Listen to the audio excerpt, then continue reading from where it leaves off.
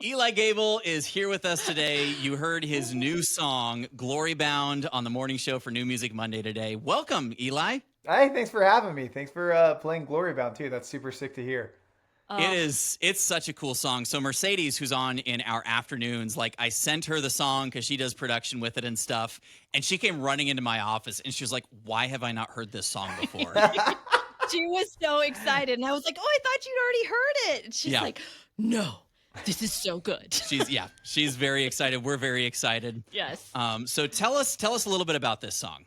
Yeah, so the song is called Glory Bound, and it's not the best practice, but I have a terrible habit of waking up every morning and just scrolling through social media endlessly. And I found a guy that every single day he was posting the same thing. It was just the post over and over again. It just said, "Hey Christians, we're one day closer to heaven," and that was like, on a good day, that would convict me out of bed. You know, on a bad day, I'm like, on the next thing, that's cool. But on a good day, that would be the final thing that got me out of bed, and just kind of made me start thinking and started my days off with thinking about how, you know, there's more to life than just this. You know, there's eternity that we're heading towards, a kingdom that we're living in. So I just wanted to write a song that just talked about all that. And I always say it's, you know, that post, it said, Christians, we're one day closer to heaven. It was a little clunky for a song. Hey, Christians, we're one day closer to heaven bound. You know, like, it doesn't quite have the ring to it. Or so.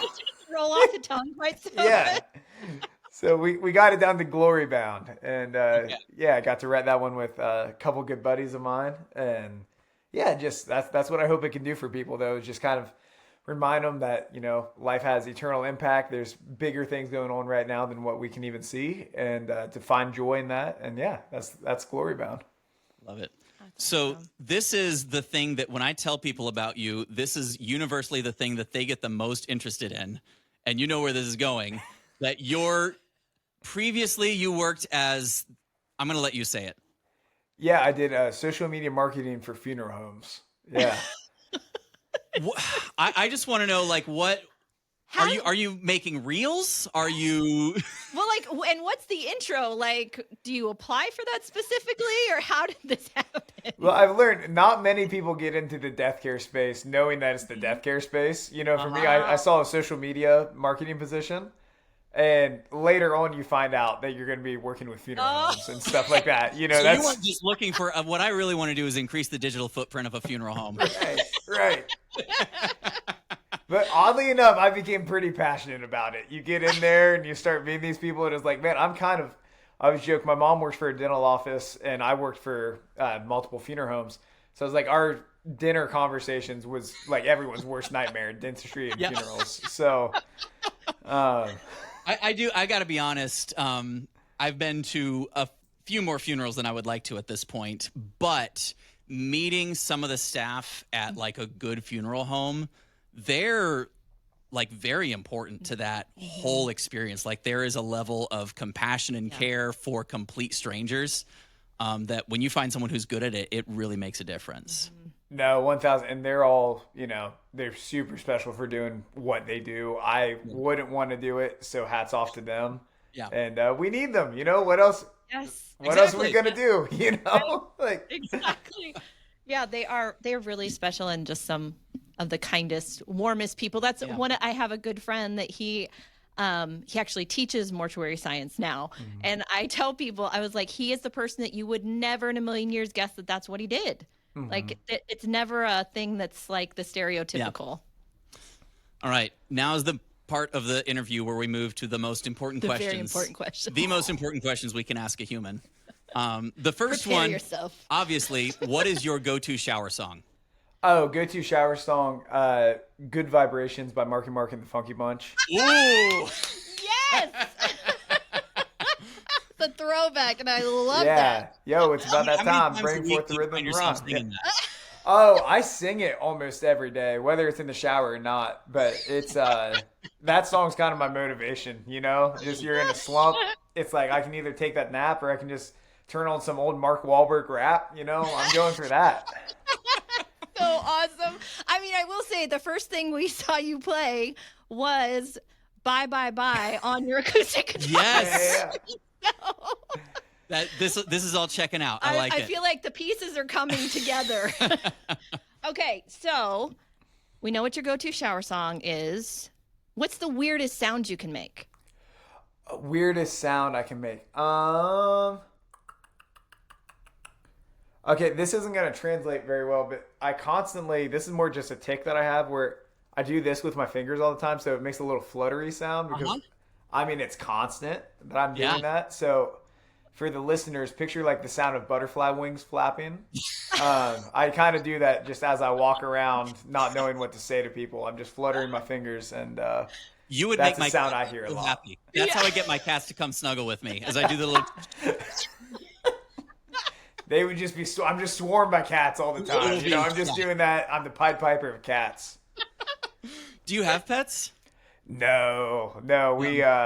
You can't fit that into a 5-guy apartment? Yeah, we made an agreement that we're not gonna have pets in this house. I will say, the previous house that I was at, we had also made an agreement for no pets, and I went off and did a mission trip, and when I came back, there was a cat. So as I was out serving the Lord, my roommate used that as a chance to deceive me and bring a feline into the house. So I decided I'm not falling for that twice. So you know, so you're like the pet police. Is you make sure that they don't get in. No pet should have to live in this environment. You know, that's really what it comes down to.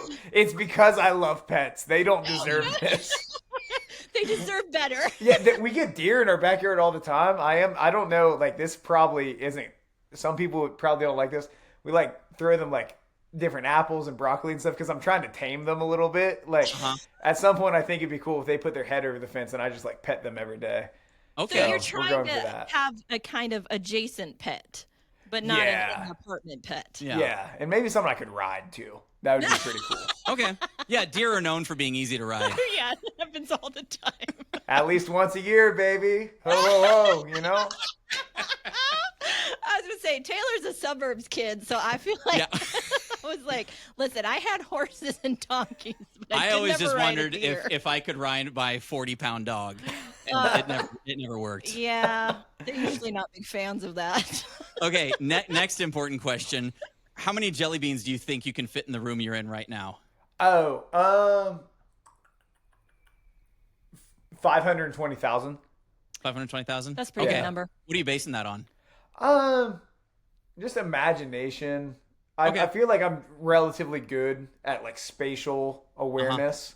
I'm always pretty. I know if something can fit through a door or not. You know. Okay. Not to brag, but so just based on that, and I'm also kind of a candy fanatic, so I've been around some jelly beans. This is like the cross section of your true spiritual gifts. Yeah. No. It's okay. Sorry, I'm not guessing that it's 520,000. I know it's 520,000. Oh, there you go. Yeah. He knows. I saw the beautiful mind calculations happening in front of you.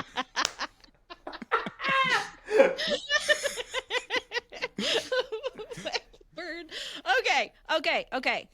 Next question. What is the best form of potato? Oh, okay. This is legit. I was just I was on tour with Ren Collective. Oh, and yes. We literally talked about this so many times to the point that I was talking about it with like someone from a local venue, and Chris, the lead singer of Ren Collective, he walks in and he goes, "Are you still talking about the potato thing?" So here's what it comes down to. Fries aren't even in the top 5. I will say that. Yes. Wow. I'm going twice baked potatoes, number 1. Some sort of like potato casserole, like maybe a hash brown casserole from Cracker Barrel. That's number 2. And number 3, I'm going just really good like seasoned diced potatoes. That's my top 3 all the way. Wow. That's pretty good. I have not heard any of those on anyone's answer before. Because I feel like we asked Ben Hastings this too. Yes. And he's Irish. Yeah. Mm-hmm. I felt weird that the first time we asked that question it was to an Irish guy. It was to an Irish guy the first time we asked him. Hey, not to be stereotypical, but yeah. You know, it's like, hey, Irish guy, what's up? Okay. I love, though, the twice baked potato. That's really good. That's good. And I'm also like a good breakfast potato that's like diced breakfast potatoes if they're seasoned right. That's one of the best things on the earth. All right. What do you think? One more question, Kristy? I think so, at least. Which one?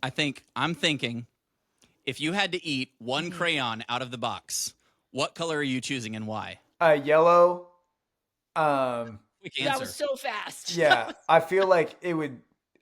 For some reason, I feel like it would stain my mouth and teeth the least. Or it's just like people have kind of yellow teeth. It would just kind of look like I think it would be the fewer people would know that I ate a crayon if I ate a yellow crayon. And also, yellow crayons, they're kind of bomb. I don't know. I always liked them as a kid. Like, they're just a cool crayon. That's the one you'd go for. That's right. I'm trying out my different ways of pronouncing crown right now. I think I've said it 3 different ways. Yeah. So fair. One of them is correct. Yeah, you just say all of them and cover all the bases. Yeah, I I'm think trying what's funny is Jamie McDonald had your same reasoning, except she chose white. She for chose her crayon. white. Oh, that makes more sense. Yeah, she's a little. People would.